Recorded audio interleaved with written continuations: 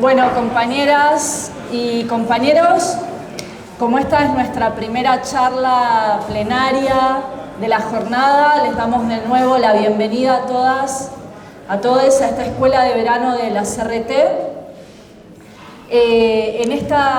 Hoy tuvimos una jornada ya con mucha actividad, realmente estamos muy contentas.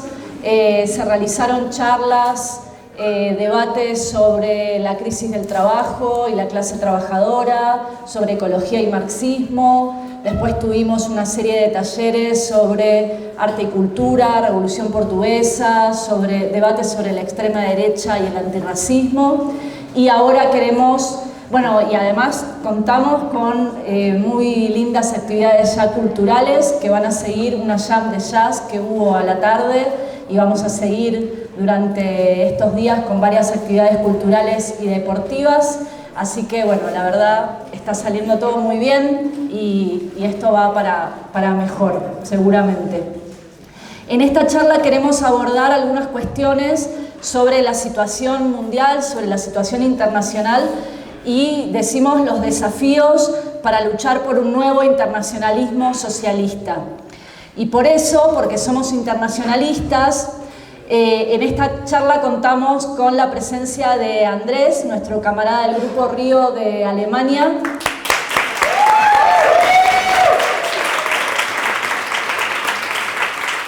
Al que le agradecemos mucho su presencia. Y también con Lou de Revolución Permanente de Francia.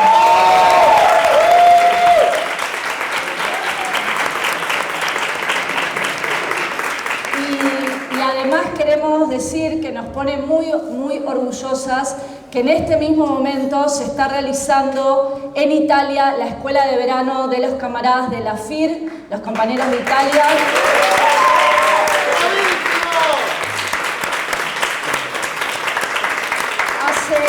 Hace no más 2 días terminó la escuela de verano de Revolución Permanente, muy exitosa, y una semana antes la de Río en Alemania. Y junto con esta escuela de verano, la Italia, más de 1.200 compañeros y compañeras en Europa nos hemos reunido a debatir sobre los desafíos para construir grupos revolucionarios, socialistas y anticapitalistas. Así que bueno, hay mucho para celebrar.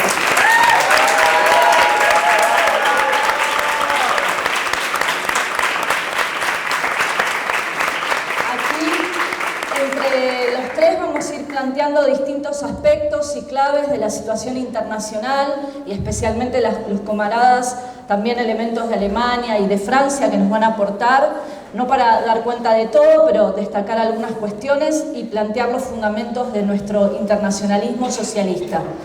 Y antes de comenzar, quisiera que dediquemos esta charla especialmente a esa juventud que mientras el presidente del Estado español, Pedro Sánchez, recorre el continente africano reuniéndose con los gobiernos para ver cómo reprimir mejor y llevar a campos de concentración a los jóvenes que quieren cruzar el Mediterráneo, dedicar esta charla a los jóvenes que vienen tomando las calles en Kenia, en Nigeria, en Uganda y en distintos países que se vienen movilizando en las últimas semanas y meses contra sus gobiernos corruptos y contra los planes del Fondo Monetario Internacional y de las grandes multinacionales.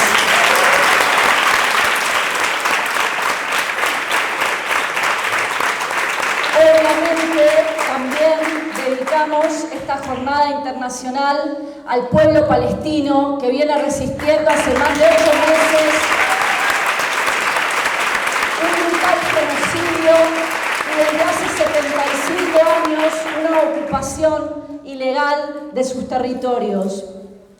Y finalmente también, como no, a la clase trabajadora, a las mujeres, a la juventud y a los pensionistas que en Argentina están enfrentando al gobierno de Milei, donde nuestros camaradas del PTS también están jugando un papel en buscar cómo organizar una corriente socialista y anticapitalista. Planteado entonces esto, comenzamos con Andrés. Hola, ¿qué tal? Muchas gracias por la invitación. Sí, yo quiero hablar un poco sobre la situación en Alemania pero no se puede hablar sobre Alemania sin hablar sobre la guerra en Ucrania, porque me parece que es un hecho que hace 2 años parecía inédito, porque reinstala la guerra como una cuestión central, no solo en las periferias del mundo, sino también en Europa, en la frontera de la Unión Europea. Entonces vamos más de 2 años y medio en esta situación, y parece que no va a haber un fin inmediato. Y lo que es importante para nosotros es que llevó un cambio estratégico tanto en el militarismo de las potencias imperialistas como también en los discursos belicistas que estamos viendo. Yo voy a hablar sobre todo en Alemania, no porque vivo y milito ahí, sino también porque es la central potencia imperialista en Europa y por eso tiene importancia para el mundo.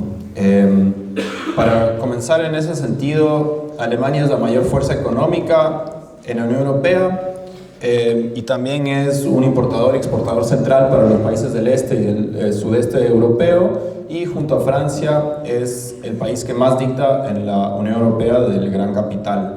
También para ustedes, seguro lo sabrán, fue el mayor beneficiario de la crisis del euro que golpeó mucho a la Europa del Sur, especialmente Grecia, también el Estado español y Portugal, y enriquecieron mucho a los bancos alemanes. En este sentido, Alemania durante mucho tiempo se pudo enriquecer de forma más o menos pacífica en este mundo en los últimos 30 años, pero hoy en día está en una crisis bastante profunda.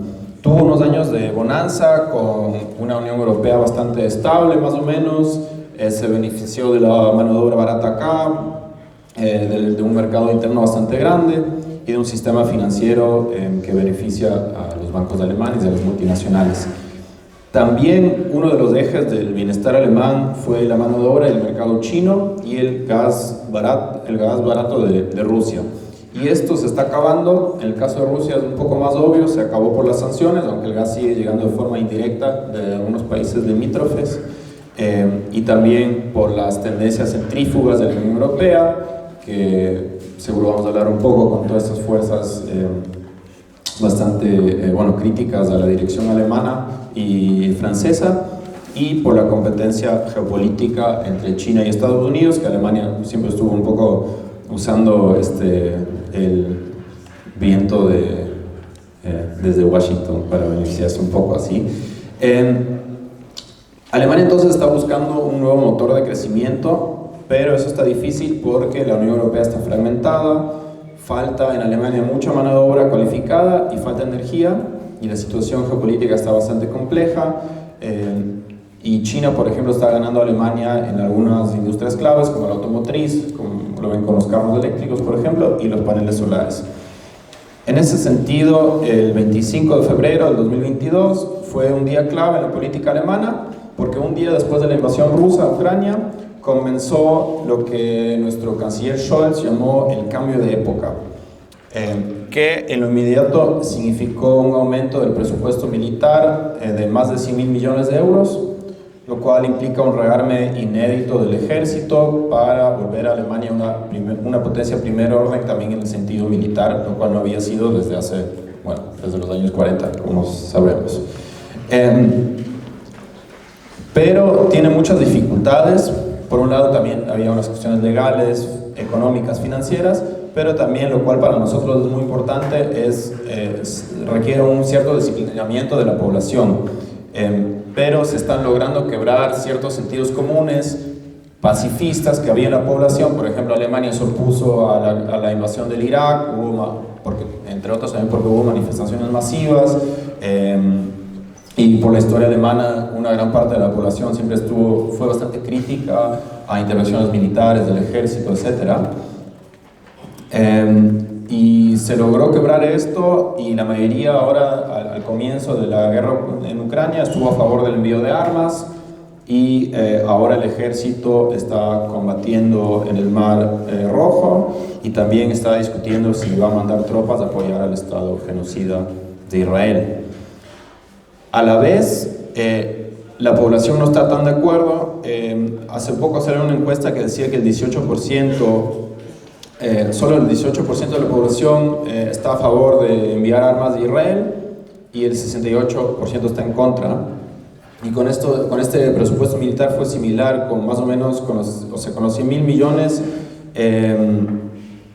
La mayoría de la población estaba en contra de aumentar el presupuesto, pero el 88% del Parlamento votó a favor. Entonces hay una falta de representación política bastante grande, especialmente en las cuestiones de política internacional. En ese sentido, el 2022 fue una prueba de fuego bastante importante para la izquierda, y la mayoría no aprobó el examen. Hubo algunos grupos campistas, me refiero a esto que hay ciertas fuerzas de izquierda que escogen, digamos, uno de dos campos burgueses y se posicionan normalmente por el más débil o el más pequeño, pero ahí juegan como una especie de mal menor a escala internacional y se posicionaron a favor de Rusia o China por supuestamente ser fuerzas antihegemónicas o algo así. Pero la mayoría de la izquierda alemana, en cambio, se adoptó a la OTAN y, bueno, no vieron que la autodeterminación de Ucrania no es posible bajo la dirección de la OTAN y apoyaron críticamente las políticas militaristas del occidente, de Alemania, etc.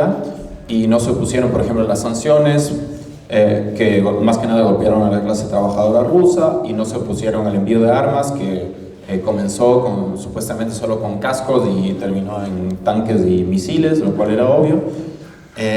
Y lo más grave de esta situación es que la burocracia sindical alemana, que es de las más grandes del mundo o las más potentes, se mantuvo firmemente al lado del gobierno y cayó voces críticas dentro de los mismos sindicatos. En esta situación nosotros como Río, como sección alemana de la fracción trotskista, mantuvimos una posición acorde a la tradición antiimperialista en Alemania, el país de la gran tradición marxista, donde militaban Karl Liebknecht y Rosa Luxemburgo, diciendo que el enemigo principal está en casa y que la tradición del movimiento obrero es combatir al imperialismo alemán, que usa la guerra solamente para un pretexto para avanzar en fortalecer su rol en el reparto imperialista del mundo. Sin embargo, bueno, estas posiciones bastante minoritarias fueron reprimidas en muchos sentidos, y estamos viendo que el Estado alemán, que antes actuaba más por una especie de consenso, que recibía mucho apoyo en la población civil, en la sociedad civil, ahora está recurriendo más a la represión. Esto, más que nada, se puede ver claramente en el movimiento por Palestina y contra el genocidio en la Franja de Gaza. Se está eliminando casi por completo el derecho de asociación y de expresión, se han prohibido organizaciones enteras, se reprimen manifestaciones, se denuncian activistas, se despiden a empleados del sector público, que no es que digan cosas muy radicales, simplemente se oponen al genocidio y ya es razón para despedirte.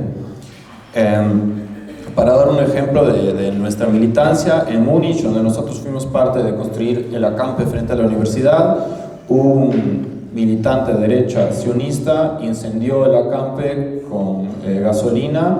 Por suerte no hubo heridos, pero el tipo salió sin ninguna denuncia. Le están denunciando por destruir material, no sé cómo se dice acá. Bueno, no le están denunciando por atacar a gente y por posiblemente haber matado a alguien. Y bueno, eso es un ejemplo bastante claro de qué lado también está el Estado. También hay combates que nosotros estamos dando contra despidos, por ejemplo, y en las universidades también. Por ejemplo, en Berlín, la Alternativa por Alemania, que es del partido de extrema derecha, propuso una ley para exmatricular a estudiantes por cuestiones políticas de forma más o menos arbitraria. El Senado de Berlín la rechazó y la volvió a implementar otro partido, los socialcristianos, y se volvió a aprobar. Y en este borrador original estábamos citados nosotros como un ejemplo, o sea, nosotros textualmente, nosotros como grupo, como ejemplo de por qué habría que pasar con esta ley para reprimir a la izquierda y reprimir al movimiento pro-palestino, que lo llaman antisemita. Lo irónico es que esta propuesta viene de un partido realmente antisemita, que es de la extrema derecha. En este sentido, la política sobre Palestina es una punta de lanza para políticas represivas y antimigratorias. Por ejemplo, para la naturalización para obtener el pasaporte alemán, ahora es necesario en algunos estados reconocer al Estado de Israel y se han deportado a ciudadanos palestinos por su crítica al genocidio. Bueno, en sí es una situación un clima bastante reaccionario, pero lo positivo de todo esto es que se ha creado una vanguardia estudiantil que en muchas ciudades dirige o codirige el movimiento contra el genocidio. Claramente hay muchas contradicciones y también hay mucho pesimismo, obviamente por la situación tan difícil. Un problema para nosotros es que muchas direcciones no son votadas, muchas acciones son clandestinas, hay poca forma de participación y muchas veces los activistas no buscan el diálogo con otros estudiantes o trabajadores universitarios. Pero también hay un lado positivo, que es que hay una nueva generación de jóvenes que no se cree las mentiras del imperialismo alemán y que no ve al pueblo palestino como culpable de las atrocidades que cometió el fascismo alemán, sino que se sensibiliza por cuestiones de opresión racial, opresión colonial y hace sus primeras experiencias con el brazo armado del Estado, la policía, y con otros garantes del orden como las cortes, la prensa burguesa y el arco de los partidos políticos. En ese sentido, el otro elemento clave para la política alemana es el auge de la extrema derecha. Ya mencioné este partido de la Alternativa por Alemania. Ahora el domingo hay elecciones en Turingia y Sajonia, en el este de Alemania, y en ambos la extrema derecha está más o menos con un 30% en las encuestas y va a ser o la primera o la segunda fuerza en las elecciones. En Turingia, de hecho, el dirigente es el dirigente también del ala fascista del partido, o sea, es un partido de extrema derecha, pero tiene un ala más de derecha, que es el ala fascista, y bueno, a él lo van a votar más o menos el 30% de la población. Y los partidos del gobierno alemán, que son tres, que son los socialdemócratas, los verdes y los liberales, que tienen la mayoría en el Parlamento Nacional, en Turingia y en Sajonia parece que no van a llegar ni al 13%. O sea, hay una crisis de representación fuertísima, especialmente en el este. Y en el este es también el caso porque hay una crisis social más aguda. Fueron muy afectados por la restauración burguesa, que fue cuando la burocracia stalinista le entregó la propiedad pública de la RDA al occidente, y la calidad de vida de la población bajó mucho y nunca se recuperó. Hubo desindustrialización, hay falta de empleo, y de hecho hay salarios más bajos y jubilaciones más bajas que en el occidente. Y solo para que se hagan una idea, un ejemplo, yo vivo en Berlín, y en Berlín se ve muy claramente la división entre las dos Alemanias que hay. Como sabrán, fue dividida, y hasta hoy en Berlín, si por ejemplo trabajas en un supermercado, si trabajas en un barrio del este de Berlín, en otra sucursal del mismo supermercado que trabaja en el oeste, tus colegas van a ganar más, van a tener más vacaciones y van a tener mejores condiciones laborales. Entonces eso, bueno, hace un poco más claro la división que hay en este país.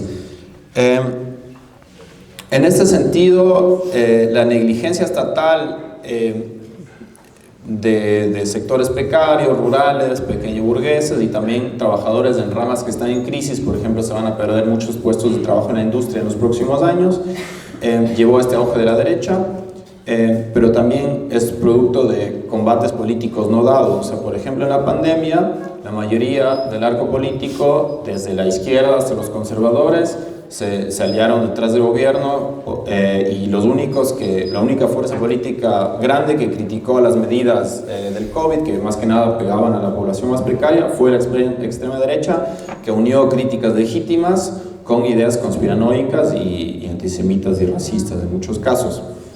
Y también después se fortaleció la derecha con justamente la situación de la guerra que mencioné antes, que también la burocracia sindical y los partidos políticos, casi en su totalidad, no criticaron las sanciones de Rusia, que también en Alemania pegaban mucho a sectores rurales e empobrecidos. Entonces, la derecha salió fortalecida de esto y la izquierda fracasó rotundamente, especialmente Die Linke, que sería como el Podemos, más o menos, el Podemos de Alemania, fracasó rotundamente. Y lo interesante también en este sentido es que surgió una una izquierda soberanista, que es una ruptura de Die Linke, con una tipa con un nombre impronunciable, si uno habla español, Sarah Wagenknecht, que une un programa social, entre comillas, para los trabajadores alemanes, pero con demandas racistas de regular la migración, de un discurso anti-LGBT, y ella también se está fortaleciendo, y de hecho en Sajonia puede ser que llegue a ser segunda fuerza.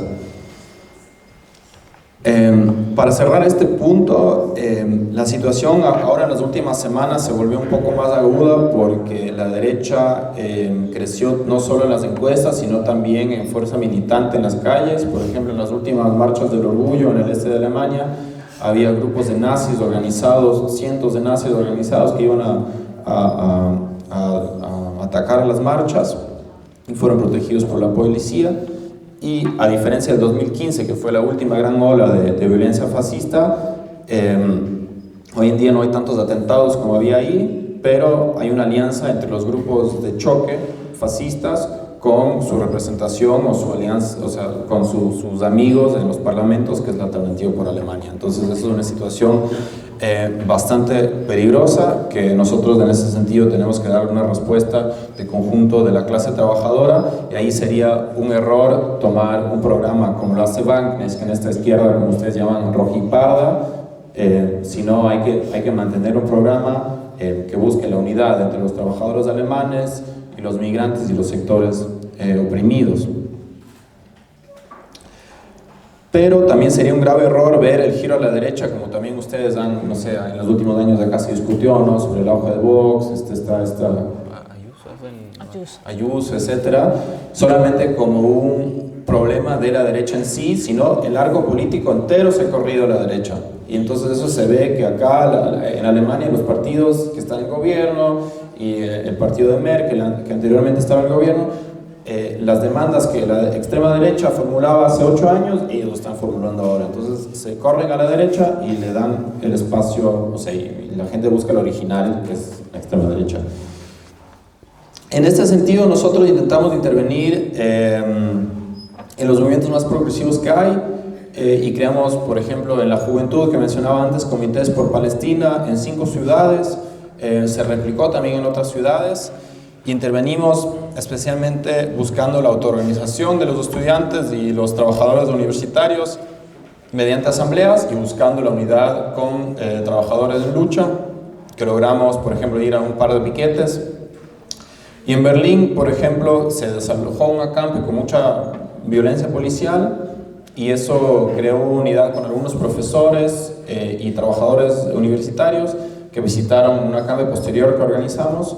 Y bueno, logramos hasta cierto sentido en esta situación tan difícil buscar una alianza con los sectores que están en desacuerdo con la política estatal. Esto, entre otras de esto, ha llegado a que somos reconocidos como un grupo, más que nada en las universidades. Estamos ya más establecidos en varias ciudades. De hecho, el año pasado recién lanzamos nuestra agrupación estudiantil en 2 ciudades, y ahora estamos en 5, y estamos usando nuestro diario como un instrumento para denunciar la represión y hacer críticas al Estado y a sus representantes. Para terminar, quiero mencionar los desafíos centrales que tenemos. Como mencioné, surgió esta pequeña vanguardia por Palestina, pero no se ha convertido en un movimiento de masas, y nosotros estamos luchando para que esta vanguardia busque la alianza con la clase trabajadora alemana para luchar contra el imperialismo alemán. Y nuestra escuela de verano, por ejemplo, que José mencionó, discutimos con un grupo palestino importante en la ciudad de Múnich, y bueno, queremos avanzar en este sentido. Pero también, frente al giro a la derecha, opinamos que hay que enfrentar a la derecha con una verdadera izquierda que no puede ser ni soberanista, ni europeísta, ni stalinista, y buscamos en ese sentido crear frentes únicos para exigirle a las direcciones del movimiento obrero que se movilicen frente a la hoja de la derecha, y queremos en este sentido que franjas de la clase obrera hagan experiencias de combate contra la derecha y también contra la crisis social que está golpeando a una gran parte de la población.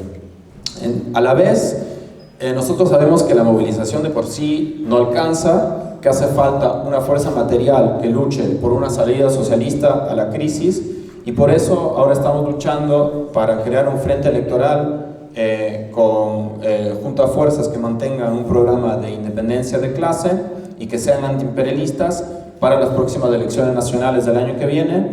Y bueno, en ese sentido ustedes han sido una gran inspiración para nosotros con la campaña del pulmón que hicieron a las elecciones europeas, y les quiero felicitar también de parte de nuestro grupo por su campaña.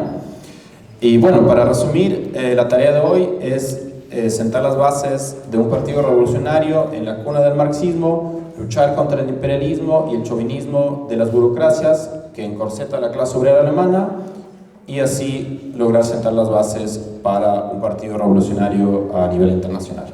Gracias.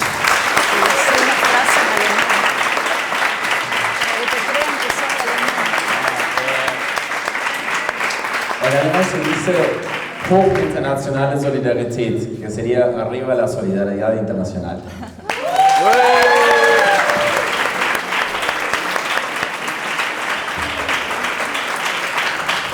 ¿Se puede? Hola compañeras y compañeros, estoy Lu, militante en Revolución Permanente en Francia, y qué orgullo de estar presente con vosotros a la Universidad de Verano de la CRT. Queríamos traer un saludo desde Revolución Permanente. Allá en Francia no tenemos todavía gobierno y la crisis política sigue más fuerte desde las elecciones de junio. Después de la disolución del Congreso, se confirmaron 3 bloques diferentes en la vida política. De un lado, la extrema derecha de Marine Le Pen y de Bardella, el centro de Macron y un bloque de izquierda reformista y socialdemócratas, el nuevo Frente Popular. Ahora el presidente Macron no tiene posibilidad de obtener una mayoría, así que tiene que pensar sus alianzas. Todavía no se sabe quién va a nominar. Lo que es seguro es que la situación va a ser inestable por el riesgo de que cada gobierno será censurado por la Asamblea. Lo que es seguro también es que cualquier primer ministro va a tener que aplicar una austeridad brutal y a avanzar con planes para sacar dinero a la salud, a las escuelas y los servicios públicos en general. Lo que sabemos también es que Macron va a seguir con su política de represión hacia los inmigrantes, empezando con la aplicación de su brutal ley de extranjería. Lo que sabemos es que estas políticas hacen que la derecha crezca y penetre en parte de nuestro campo social, y hay que enfrentarla. En ese contexto, lo que nos propone el nuevo Frente Popular es una política de resignación. Es una alianza que va del Partido Socialista, un partido que traicionó a las clases trabajadoras y que entonces hizo subir la derecha, hasta la France Insoumise, que está abandonando nuestras propias reivindicaciones surgidas de los movimientos sociales. Esta alianza tiene como principio fundamental el hecho de ser respetable en los ojos de Macron. Por eso, en las últimas semanas, el primer ministro que proponen ni siquiera llegó al poder, pero ya empieza a retroceder sobre las reivindicaciones populares. Sobre la ley de inmigración, se dice que habría que discutirlo, pero no llama claramente a su supresión. Sobre el genocidio en Palestina, dice que tiene la misma posición que Macron, que defiende el Estado genocida de Israel. Sobre la reforma de la jubilación que combatimos el año pasado, dice que hay que ver qué permite el dinero público.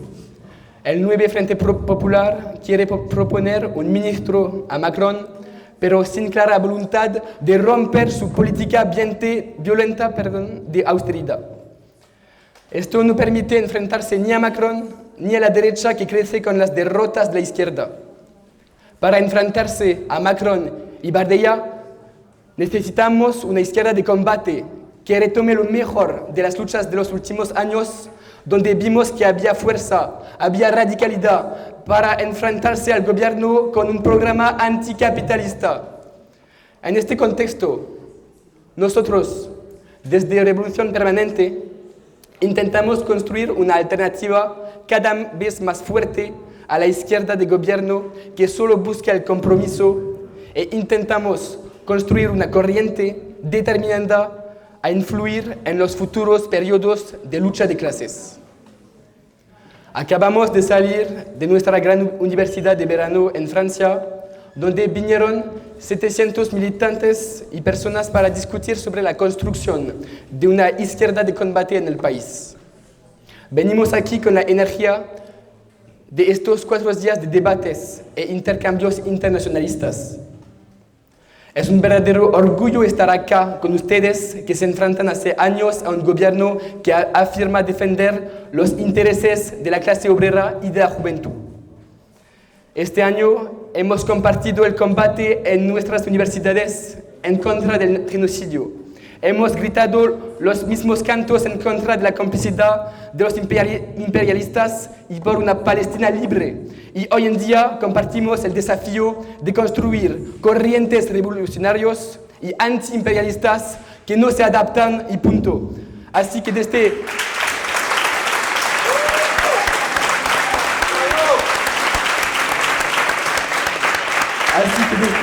Revolución Permanente queremos mandarles un saludo internacionalista a los compañeros y a las compañeras del Estado español.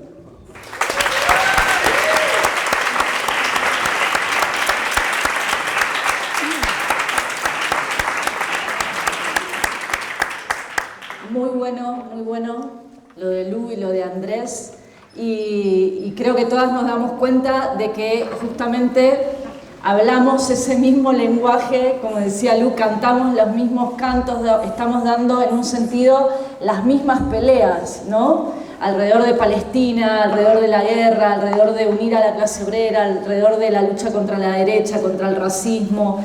Y eso es lo que muestra que somos una corriente internacionalista, ¿no? Que tiene esas peleas y esa estrategia común. Está muy bueno.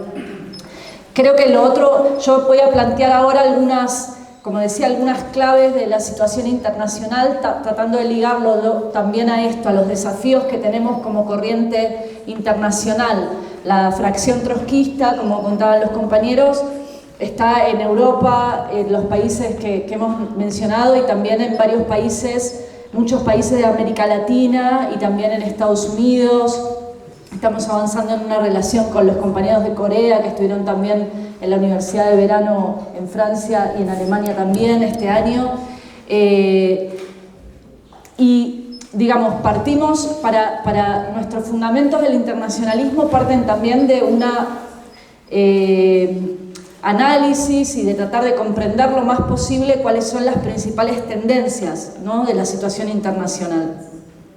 Y lo primero, yo voy a plantear en forma de pequeñas tesis, digamos, algunos elementos para tratar de ubicarnos en el marco de que es muy complejo dar cuenta de toda la realidad mundial, ¿no? Pero marcar algunas tendencias. En primer lugar, podemos decir que estamos en un mundo sacudido por múltiples crisis y que esto cada vez más se incrementa, ¿no? La idea de una policrisis o una crisis de múltiples dimensiones está cada vez más presente, no solo entre la izquierda o las teorías críticas, sino en la sensibilidad real de miles o de millones de personas en todo el planeta. De hecho, la mayoría de vosotros, de vosotras, los presentes hoy, sois muy jóvenes y han vivido casi toda vuestra vida de crisis en crisis, ¿no? Y la gran crisis de esta época es la crisis capitalista del año 2008, que muchos economistas, no solo de izquierda, sino economistas burgueses, señalan que fue la crisis capitalista más importante desde la de los años 30, ¿sí? Y que si no derivó en un crack económico mundial como entonces, fue solo porque los estados capitalistas respondieron con una monumental inyección de fondos públicos para rescatar a la banca y para rescatar a las principales empresas, para evitar que quebraran, es decir, para salvar las ganancias capitalistas a costa de fondos públicos, del endeudamiento mayor de los estados, mientras millones de personas perdían sus trabajos, veían cómo se reducían sus salarios, perdían sus casas, tenían que enfrentarse a medidas de austeridad. Más recientemente a esta crisis se sumó la crisis pandémica y después de eso la crisis inflacionaria y de golpes en la economía que vimos también a nivel internacional con más impacto en algunas regiones. Y de conjunto podemos decir que esta crisis económica o múltiples crisis económicas abrieron tendencias hacia lo que nosotros llamamos crisis orgánicas, ¿sí? ¿Qué estamos diciendo? Crisis políticas de las clases dominantes que ya no pueden seguir dominando como lo hacían hasta ahora, ¿sí? Creo que Andrés lo explicó muy bien en relación a Alemania. Después de 30, 40 años de ser Alemania la burbuja de la que siempre hablábamos, ¿no? Como la estabilidad europea, hoy, como habrán escuchado, atraviesa una crisis monumental, polarización política, crisis del gobierno, no se sabe qué proyecto político económico a largo plazo va a tener, etcétera. Y esta crisis orgánica se expresó entonces en crisis de los partidos que hemos llamado, siguiendo a un intelectual pakistaní inglés, Tariq Ali, el extremo centro, ¿no? Socialdemócratas y conservadores, que habían gobernado de forma más o menos armónica estos países y que ahora se vieron atravesados por polarización política, nuevos ciclos de lucha de clases y también el surgimiento de lo que llamamos nuevos reformismos, como Podemos, como Delinque, como ahora la Francia Insoumise en Francia. Y simultáneamente vimos el crecimiento de estas fuerzas de la extrema derecha profundamente reaccionaria, tanto en la periferia, por ejemplo, Milei o Bolsonaro en Argentina, en Brasil, como en los centros capitalistas. Basta hablar del fortalecimiento de Trump en Estados Unidos, algo de lo que voy a hablar ahora en un ratito, y el crecimiento electoral de los partidos de la extrema derecha en Europa, y como decía también Andrés, la radicalización política de sectores de la extrema derecha, incluso con este año, estos últimos meses, con actividad en las calles, digamos, más abierta, lo de Alemania, y recordemos en pleno verano las imágenes tremendas que vimos en varias localidades del Reino Unido, con grupos ultras atacando negocios de la población árabe, atacando inmigrantes, etc. Al mismo tiempo, el sistema capitalista, vemos, y millones de personas lo ven, como cada vez más condena la miseria y al hambre a grandes sectores de la población. Yo nombraba al principio en una especie de homenaje, ¿no?, a la juventud de varios países de África. África es un continente que está atravesado por hambrunas, por enfermedades curables que se viralizan, por guerras y por un expolio sin igual, ¿no? Y a nivel global lo que vemos es que mientras un puñado de millonarios, ¿no?, como Elon Musk, como Jeff Bezos, hacen planes para llegar al espacio, y que los ricos puedan irse de vacaciones en un viaje al espacio, mientras tanto 1.000 millones de personas sobreviven con menos de $1 diario. Y eso es el capitalismo, ¿no? Entonces la primera conclusión que tenemos que sacar es que los años de lo que se llamó la globalización armónica o el milagro del neoliberalismo y del europeísmo, etcétera, que marcaron todo un periodo, se han terminado. Y la verdad es que lo que tenemos que decir es que esa realidad fue una excepción histórica, ¿no? Porque más bien toda la historia del siglo XX ha sido una historia de crisis económicas, de guerras y también de revoluciones y contrarrevoluciones. Nosotros planteamos por eso que esas crisis fueron el comienzo del fin de este auge neoliberal, que se abrió una nueva etapa marcada por estas profundas contradicciones del capitalismo, que en un sentido, como un volcán que se activa, empiezan a hacer erupción. Decimos que se actualizan entonces las condiciones de esta época convulsa de catástrofes, de crisis y también de lucha de clases, y que lo que estamos viendo hoy, camaradas, es recién un preámbulo de lo que vamos a ver en los próximos años, porque todas estas tendencias se están agravando. La segunda cuestión que quería plantear la han tocado los compañeros, entonces me voy a referir brevemente, pero hay que destacarlo, hay que tomar conciencia de este hecho de que la guerra vuelve al centro del escenario global y se vuelve a situar en las fronteras europeas. El salto en el militarismo de todos los estados solo puede preanunciar nuevas catástrofes. Y la guerra de Ucrania, como decía Andrés, no se sabe cuál es la perspectiva. Ahora en el verano habrán visto que hubo un cambio, un giro también inesperado con el avance de las tropas ucranianas directamente en territorio ruso, y no nos olvidemos que están ingresando en territorio ruso con tanques y misiles de la OTAN, con fuerzas armadas entrenadas y financiadas por la OTAN. Es decir, que lo que está en curso es una guerra, como nosotros decimos, por procuración, por delegación, entre las grandes potencias mundiales y Rusia, que tiene a su vez como aliado a China y a otros estados como Irán, es decir, a potencias globales y regionales que se están enfrentando todavía no cara a cara, sino por delegación, pero con tendencias belicistas y militaristas que pueden pegar un salto en cualquier momento y dar una escalada mucho mayor con el riesgo, digamos, que esto implica.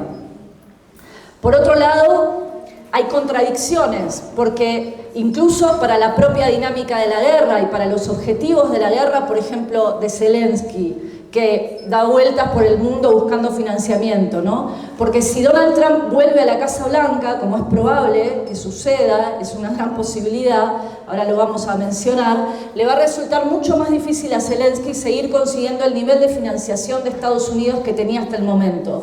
Trump quiere cambiar la política de financiamiento a Ucrania, quiere que Europa se haga cargo de lo que pasa en su territorio para poder destinar su fondo, su dinero, su financiación y sus armas a frentes que prepara más estratégicos, como es un futuro enfrentamiento con China en los mares orientales, o la posibilidad de una escalada de la guerra en Medio Oriente, con la posibilidad de una intervención más directa, por ejemplo, de una potencia nuclear como Irán.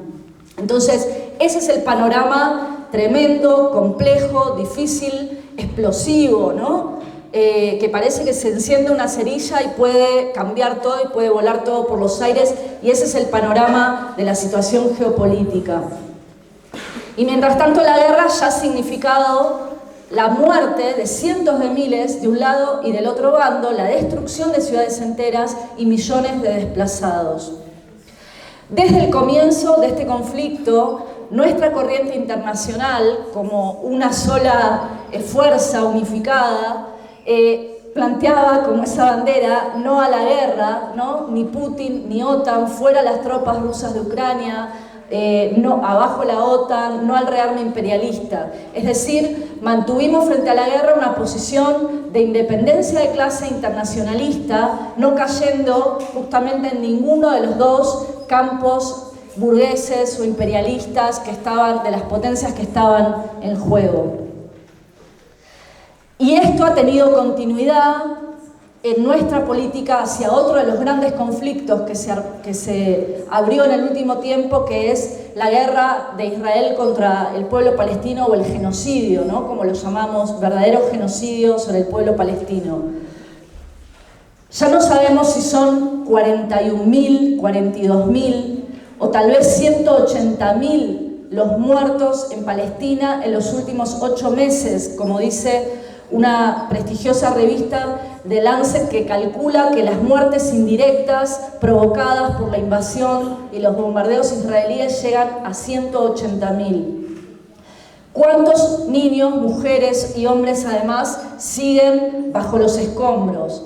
Esta semana Israel, mientras decía que empezaba a negociar con Hamas la posibilidad de un alto al fuego, lanzó el ataque más duro que se vio en el último año contra Cisjordania, ese otro territorio palestino dividido de la Franja de Gaza por el ejército de Israel, donde viven más de 3 millones de palestinos. Y este genocidio se sigue desarrollando no solo con total impunidad, esa deshumanización del pueblo palestino es brutal, ¿no? Se trata de normalizar que todos los días caen bombas y siguen muriendo, sino que cuenta además con la complicidad de los estados imperialistas y de otros gobiernos reaccionarios como el de Javier Milei en Argentina y otras derechas en otras partes del mundo. Y por eso, porque denuncian esa complicidad, porque señalan la hipocresía de estos gobiernos imperialistas, es muy importante el movimiento que surgió del movimiento estudiantil de las acampadas en Francia, en Alemania, en el Estado español, también en Estados Unidos y en decenas y decenas de países. Un movimiento que algunos han comparado como la oleada, digamos, de radicalización política más importante del movimiento estudiantil, con elementos antiimperialistas desde la guerra de Vietnam, desde la lucha contra la guerra de Vietnam.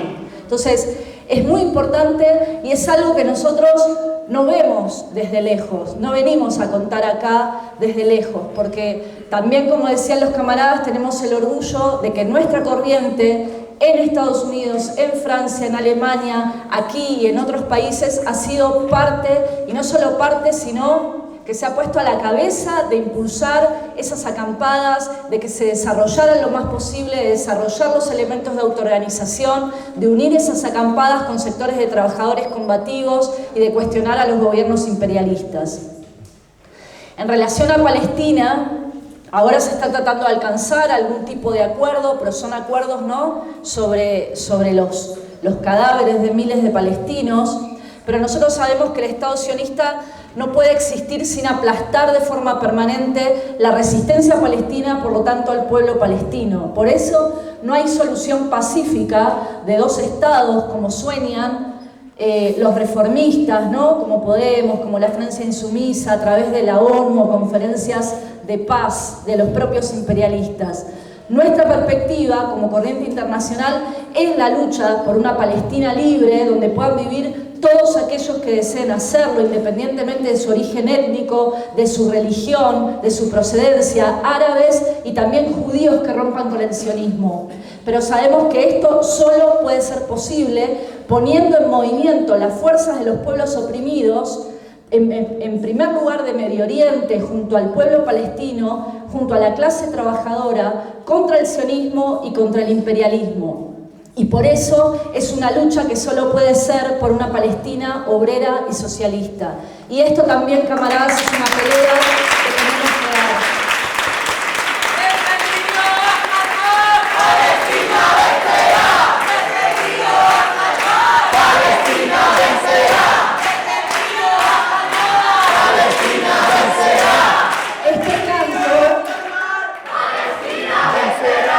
Este canto, en inglés, ¿no?, fue el que se escuchó fuera de la convención demócrata, ahora en Estados Unidos, la semana pasada, y voy al cuarto punto al que me quiero referir, cuando Kamala Harris fue confirmada como candidata del Partido Demócrata.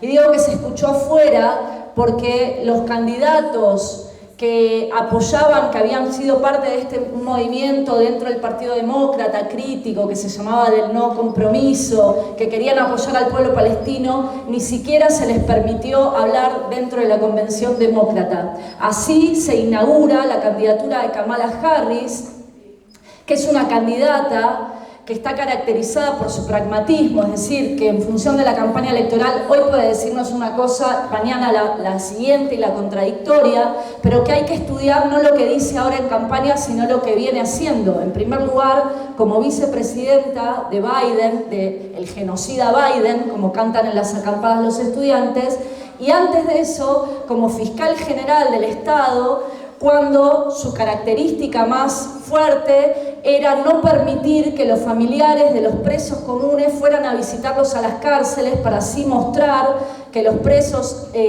negros, afroamericanos y latinos iban a ser castigados, porque es una fiscal que le gusta mostrar el orden y la mano dura contra las poblaciones racializadas y los migrantes en Estados Unidos. Y eso es Kamala Harris, y lo tenemos que tener muy claro cuando ahora nos la quieran vender todos los reformistas del planeta como la nueva alternativa, el nuevo mal menor frente a Donald Trump. Ahora bien, las elecciones en Estados Unidos también nos muestra, lo dejo como una definición para que la pensemos, la charlemos después, porque ahora no podemos profundizar todo, una profunda crisis del régimen bipartidista norteamericano. Así como vemos esa crisis en Alemania, en la estable Alemania, ¿no?, hay una crisis profunda en Estados Unidos de su régimen bipartidista. Primero fue el Partido Republicano, que vio nacer a ese monstruo de Donald Trump, radicalizando hacia la derecha todas las políticas de los propios republicanos y incentivando, por ejemplo, a grupos ultras como fueron los que tomaron el Capitolio el 6 de enero, cuando no se aceptaba el resultado electoral, cosa que, estemos atentos camaradas, va seguramente volver a pasar en noviembre, depende cuál sea el resultado de las elecciones.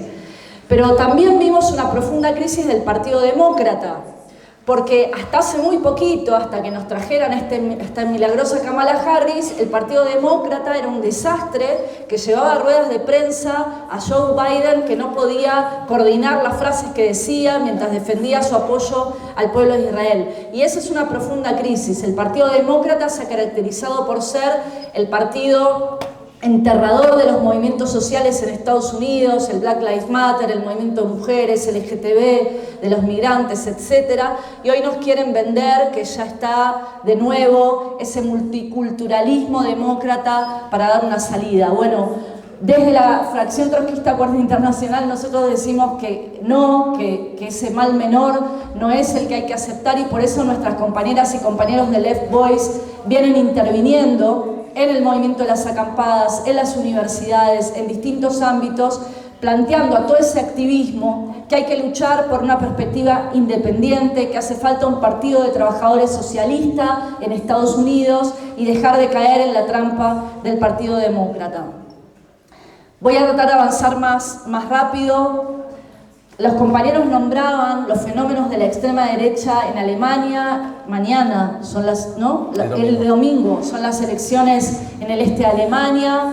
Y es importante estas conclusiones que planteaba Andrés sobre el rol que ha venido jugando también el extremo centro, la izquierda reformista, etcétera, cuando nos vengan las noticias del lunes a decir, oh, todo avanza a la derecha, ¿por qué será? La gente es de derecha. Bueno, que nosotros podamos explicar de dónde surge este auge de la derecha también, que podamos mostrar, y para que podamos mostrar también una perspectiva y una salida, ¿no?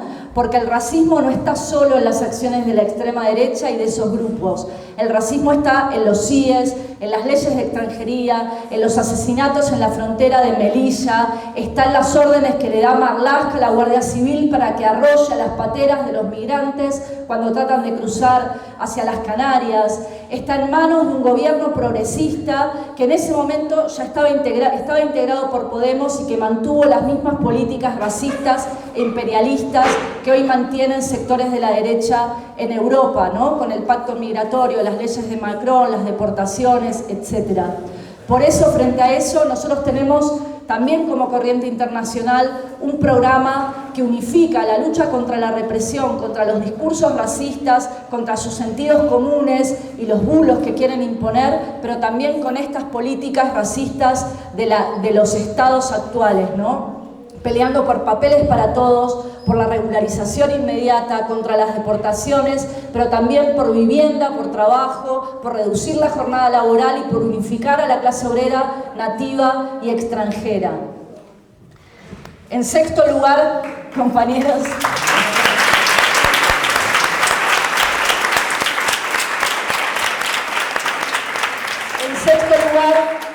este programa contra el racismo de los gobiernos imperialistas y por unificar a la clase obrera está ligado también, como decían los compañeros, a un programa antiimperialista.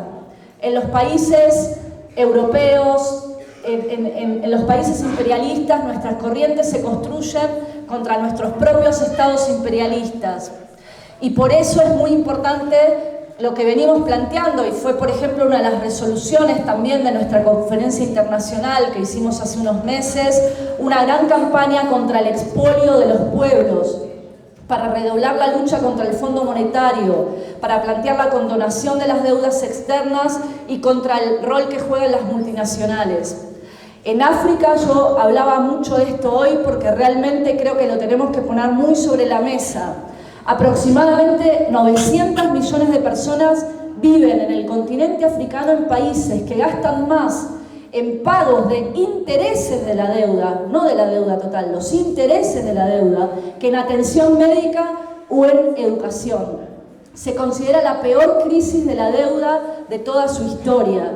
Y pagar la deuda significa subir impuestos, recortar sanidad, no poder hacer frente a pandemias y enfermedades, no crear empleos en uno de los continentes con más crecimiento de su población joven. Esa población que trata de huir de las guerras y de esta crisis en las pateras y en los cayucos.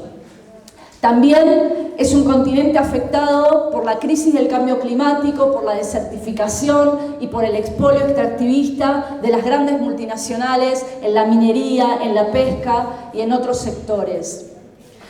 Pero no todo son malas noticias, porque estas crisis tremendas, brutales que genera el capitalismo, también generan resistencia, lucha colectiva, organización, lucha de clases. Y de hecho, en varios países de África estamos viendo en las últimas semanas y en los últimos meses una ola de protestas muy importantes. En Kenia, en Uganda, en Nigeria, la juventud salió a las calles, incluso en algunos lugares logró derribar a los gobiernos que tuvieran que frenar los planes del Fondo Monetario. En Nigeria con el grito de "tenemos hambre", en Kenia contra el pago de la deuda. Y eso es algo que nosotros también tenemos que reivindicar, porque los medios nos van a bombardear con el crecimiento de la derecha, con los bulos racistas, etc. Pero nosotros tenemos que saber explicar las causas profundas de esas corrientes migratorias y también explicar y que la clase trabajadora del Estado español, de Francia y Alemania se tiene que solidarizar con esa juventud y con esas clases trabajadoras y pueblos expoliados por el imperialismo y decir no al pago de la deuda y fuera las empresas multinacionales de los países africanos, de América Latina y de Asia.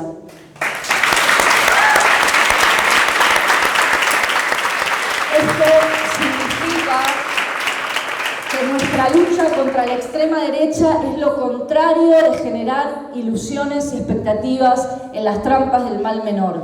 Lo decía muy bien Lu respecto a la Francia insoumise, que está tratando de, bueno, frente al pánico, ¿no?, que genera la llegada de Le Pen, de la extrema derecha, sectores que dicen, bueno, están los socialistas, pero es esto, no se puede hacer más, aceptémoslo. Y nosotros no solo decimos que no hay que aceptarlo, que no hay que resignarse, sino que esas salidas, y es lo que el ejemplo de otros países puede mostrar, solo llevan al fortalecimiento de la extrema derecha. Y lo vemos en todos lados. Lo vemos en Francia y lo vemos también en otros países. Y ahora quiero volar de continente para ver ejemplos de esto. Lo vemos en América Latina, lo vemos en Argentina, me voy a referir ahora al crecimiento de Milei, pero lo vemos también en Venezuela.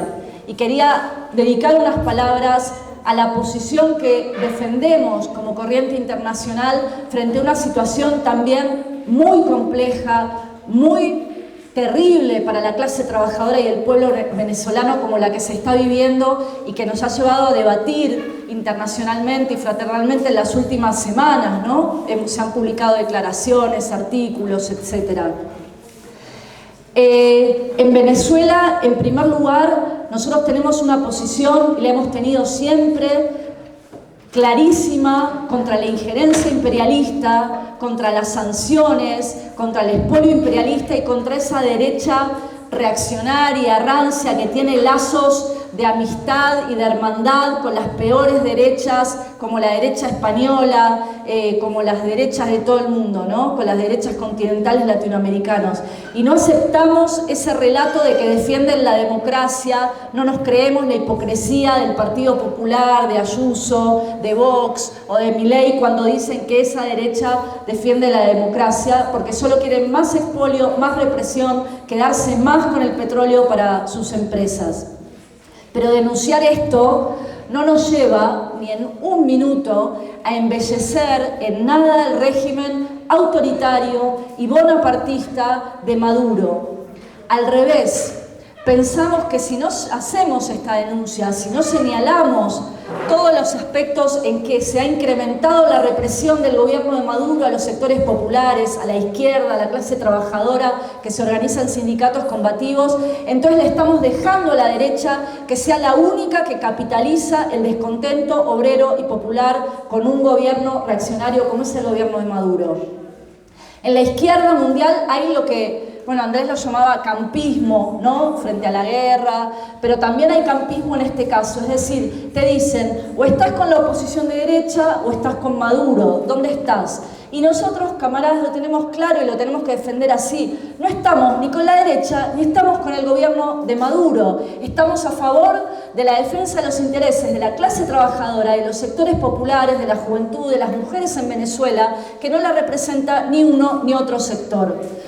Y también queremos decir algo, porque hay sectores que ahora cuestionan al gobierno de Maduro y dicen, sí, la verdad es un gobierno que reprime, que proscribe a la izquierda, que manda la represión, que es corrupto, que se quiere quedar con los beneficios para sus amigos empresarios y ha distorsionado el legado socialista del gobierno de Chávez.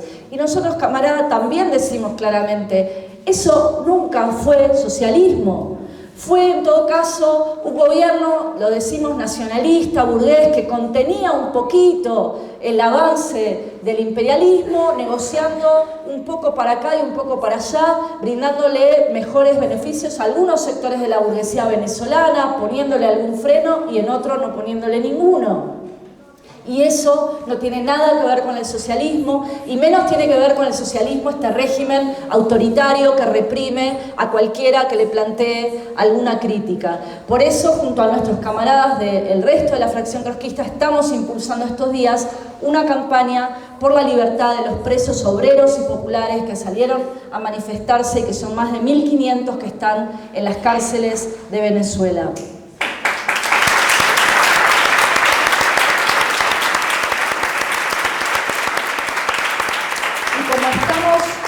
América Latina, lo que quería plantear, no solo, como dijo Andrés, no solo porque soy alemán, les digo esto, no solo porque soy argentina, les voy a hablar de esto, sino porque es muy importante para todos, para nuestra corriente internacional, pero es un gran tema de debate en la izquierda, en la política mundial, que es el gobierno de Milei, porque es un gran laboratorio de la extrema derecha que quiere imponer esa política brutal de motosierra, de ajuste a la clase trabajadora. Ahora bien, ese gobierno que parecía que arrasaba con todo, está atravesando una crisis muy importante y a esto me quiero referir. Hay mucha crisis política en Argentina. Crisis política en la fuerza del propio Milei, que es ese juntadero, ¿no?, de ultraderechistas de distinta calaña, La Libertad Avanza. Crisis en la derecha más tradicional, entre comillas, de Mauricio Macri. Y también mucha crisis en el peronismo, porque están pagando también las consecuencias de gobiernos que mantuvieron las políticas neoliberales, que se presentaron como el gobierno más feminista de la historia, no sé si les suena, y hoy el expresidente Alberto Fernández está siendo denunciado por gravísimos casos de violencia de género, de su propia esposa, que está viviendo aquí en España, que denuncia la complicidad de gran parte de ese gobierno que dejó pasar estos casos. Es decir, una crisis brutal de un sector que se presentaba como el mal menor frente a la derecha, los que iban a contener, a humanizar un poquito el capitalismo, a frenar un poco la acción de los capitalistas para darle un poquito a los trabajadores, y que mostraron que llevaron el país a una crisis fenomenal y que así le abrieron el camino a la derecha. Los compañeros y compañeras del PTS están peleando junto a distintos sectores de las mujeres, de la clase trabajadora y la juventud para enfrentar al gobierno de Milei, y también los compañeros tienen el gran desafío de avanzar en la construcción de una izquierda anticapitalista y socialista, es decir, de un partido revolucionario en Argentina. Y en este punto quería reivindicar no solo la lucha que dan los compañeros en las facultades, en los lugares de trabajo, en las calles contra la represión, sino también la lucha y las elaboraciones ideológicas, teóricas que vienen haciendo desde el PTS, por ejemplo los compañeros Matías Maiello y Emilio Albamonte, con una serie de artículos que les recomiendo a todos que lean, que discutan, que debatan, porque contra el individualismo feroz de la ultraderecha que quiere imponer como sentido común, hay que recuperar con todos los fundamentos de la lucha por una salida colectiva, por un socialismo desde abajo, planteando justamente que el fundamento material para eso, que no es una idea que nos viene porque sí, está en que el capitalismo se sostiene en el trabajo cooperativo y colectivo de millones de trabajadoras y trabajadoras. Y que lo que tenemos que hacer es terminar con esa apropiación privada que hacen los capitalistas del conjunto de las capacidades humanas, del trabajo y de nuestra creatividad, para luchar por una perspectiva y una sociedad realmente emancipada. Esta es una pelea, como decía, que la damos en común como corriente. Este es nuestro internacionalismo militante. Creo que se dan cuenta las peleas que damos en común por la independencia de clase, por la autoorganización y por la formación también de grupos y para sentar las bases de construir partidos revolucionarios. Porque acá llego al punto 11, y como la tesis 11, no se trata de interpretar el mundo, sino de transformarlo. La lucha por el socialismo es internacional y necesitamos herramientas para eso, y en primer lugar eso pasa porque necesitamos construir un partido mundial de la revolución, que para nosotros es refundar la Cuarta Internacional. Y esto lo hacemos, camaradas, en distintos países, también buscando la confluencia, el diálogo, el convencimiento de miles de compañeras y compañeros, trabajadores, jóvenes, mujeres, que no vienen, que tal vez no conocen todavía qué es el trotskismo, qué es nuestra tradición, que nos empiezan a conocer, pero que empiezan a ver que la salida es por acá, que la salida tiene que ser revolucionaria, que no va más de este capitalismo, que no va más de las políticas genocidas del imperialismo, y que la salida tiene que ser socialista y anticapitalista. Y ahí termino.